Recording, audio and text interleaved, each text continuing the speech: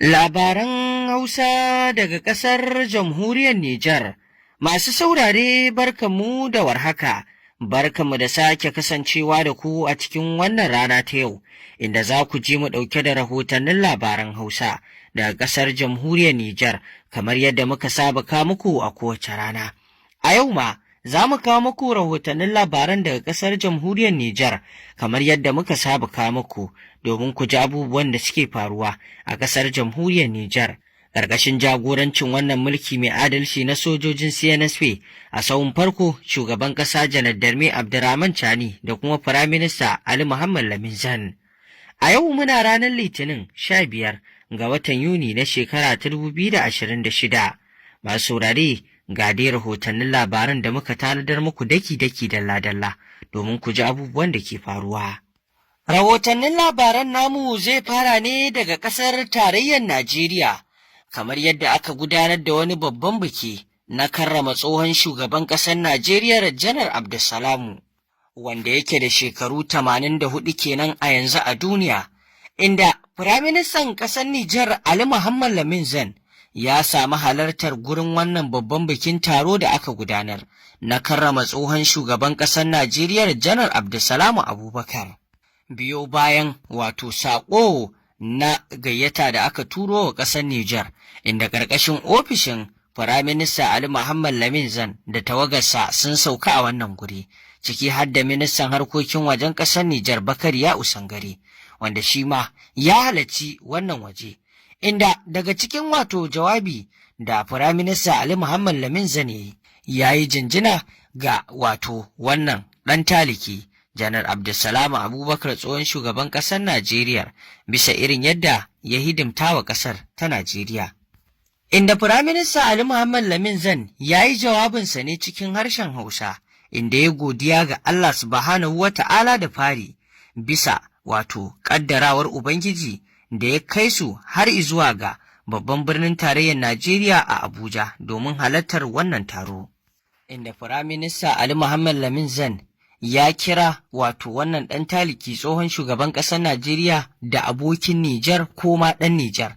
inda a cikin jawabin nasa ya kambama wannan ɗan taliki tsohon shugaban ƙasar Najeriya Janar Abdulsalami Abubakar. Inda Firaminista Ali Muhammad Lamin Zan ya ce, Nijar da Najeriya abu ɗaya ne, duk wanda ya ce zai shiga tsakani to zai ji kunya ne. Inda ya ce tsakanin Nijar da Najeriya kilomita 1,500 ne. Inda faɗin wannan magana da ya yi gurin taron sai da aka yi tafi sosai saboda murna da jin daɗin wannan magana da ya yi na kambama ƙaunar juna da mutuntaka ga juna da maƙotaka mai kyau tsakanin Nijar da Najeriya da ya yi.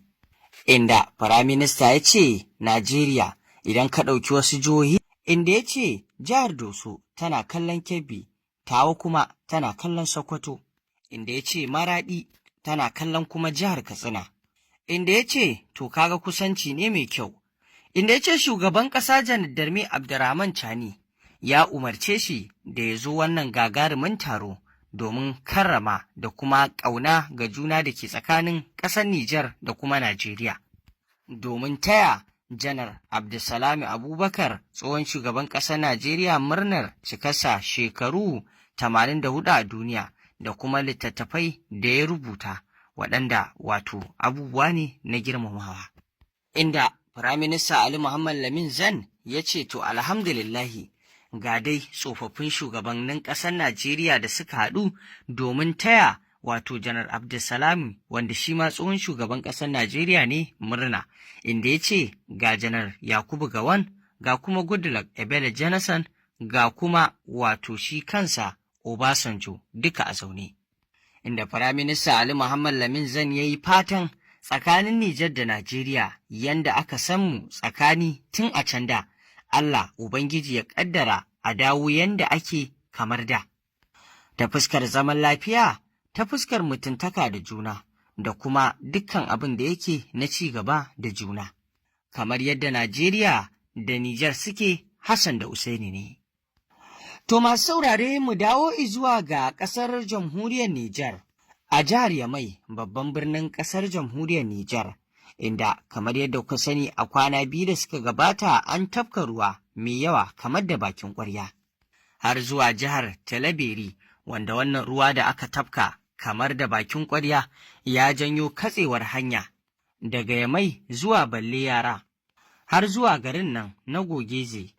Daga jin wannan labari ne ministan nan mai kula da waɗannan ayyuka da suka danganci gine-gine da hanyoyi, wato Salisu, Muhammad Salisu ya isa zuwa wannan wuri,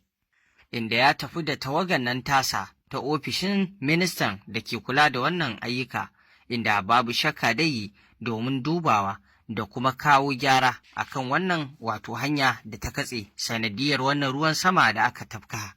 Domin hanya ce mai mahimmanci da take sadar da birnin Yamai zuwa ga garuruwa da dama, inda ya yi kira ga ƙusoshin da suke wato kula da wannan ayyuka na gyaran hanyoyi da su yi abin da yake wato na hanzari, su yi gaggawa domin gyara wannan guri, kamar yadda ɓangarensa ne wato ya yi tsaya kai da fata wajen ganin an gyara da kuma wato an yi abin da ya kamata, inda ya kira gare su da su yi gaggawar gyara wannan guri domin hanya ce mai mahimmanci. To wannan kenan, yanzu kuma bari mu tafi zuwa rahoto na gaba, inda a jiya Lahadi ne aka fara gudanar da jarrabawa a rubuce domin ɗaukar jandarmomi a faɗin ƙasar jamhuriyar Nijar. Kamar yadda rahoto ya zo, kimanin matasa zarata kusan kimanin 13,000 ne suka halarci wannan jarrabawa domin neman nasara da shiga wannan aiki na jandarma a cikin jihohi daban-daban na ƙasar nan, inda a babban birnin Yamai na ƙasar Nijar, matasa guda 4,664 ne suka samu halartar wannan jarrabawa, inda gwamnan babban birnin na Yamai, Asman Abda Haruna, shi ne ya jagoranci wato ƙaddamar da wannan jarrabawa a rubuce, kamar yadda a baya an yi ta wato a aikace a fili, a yanzu a rubuce aka fara gudanar da ita, inda gwamnan ya ja hankalin matasa a kan su tsaya su yi wannan jarrabawa a tsanake, domin Allah ya ba mai rabo sa'a domin zama jandarma, inda ya ja hankalinsu wajen kowanne ya jarraba sa ba tare da satar amsa ba, domin ana son a samu wato jami'ai waɗanda suke nagartattu, waɗanda za su yi aiki tuƙuru da ilimin da Allah ya ba su, ba su dogara wajen yin coge ba, domin hakan shine babban matsala.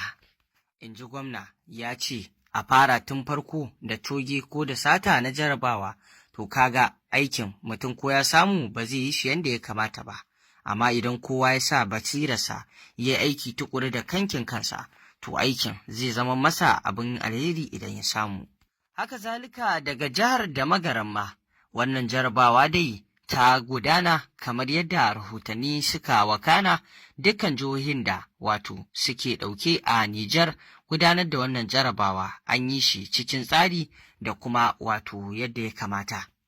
Duka dai domin ɗaukan jandarmomi a faɗin ƙasar Nijar baki ɗaya, domin inganta tsaro da samar da kwanciyar hankali a ƙasar Nijar. Da fatan Allah ya bawa mai rabo sa'a wannan jarabawa.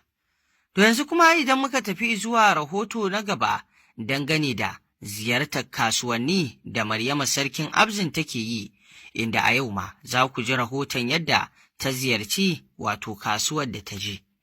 domin jin farashi da kuma yadda wato ake sai da kayayyaki a kowace kasuwa idan ta je. A wannan karo, Maryama Sarkin Abzin ta kasance ne a yankin kasuwar Kwalo, wanda babu shakka ita ma ta je ne domin sanin farashi na kayayyakin masarufi da dai sauransu da ake sayarwa a wannan kasuwa. Inda a cikin tattaunawar da Maryama Sarkin Abzin ke yi da jama'a a cikin kasuwar, sun nuna farin cikinsu da murnarsu bisa yanda suka ga farashin abinci yana sauka yanda ya kamata, kamar yadda talaka zai iya siya ya kai gidansa. Inda kamar yadda take tattaunawa da jama'a, akwai wadda ta bayyana cewa ita ba ta taɓa ganin lokacin da aka samu abinci ya araha kamar haka ba, wanda ba dama wannan shine babban ƙudiri da kuma aniya ta shugaban ƙasa ne, a samu sauƙin kayayyakin abinci, kuma kama daga shinkafa, hatsi, masara da dai sauransu, duka an samu rangwame, kowace tiya an samu sauƙi a kanta, ballantana buhu, wanda babu shakka wannan ƙudiri na shugaban ƙasa kenan, Wannan ziyara ta Maryama Sarkin Abzin da take yi cikin kasuwanni tana tattaro jawabai ne da bayanai na irin yadda kasuwannin ke gudana, shin ko suna bin umarnin shugaban ƙasa wajen sai da kayayyakin cikin farashin da ya kamata. Alhamdulillahi, ana sai da kayayyakin yadda ya kamata, al'umma suna nuna farin cikinsu, sai mu ce Allah ya sakawa shugaban ƙasa Janar Darme Abdurrahman Chani da alkhairi. To masu saurare ƙarshen rahotannin labaran kenan. Ku ci gaba da bibiyar wannan tasha tamu domin sanin abubuwa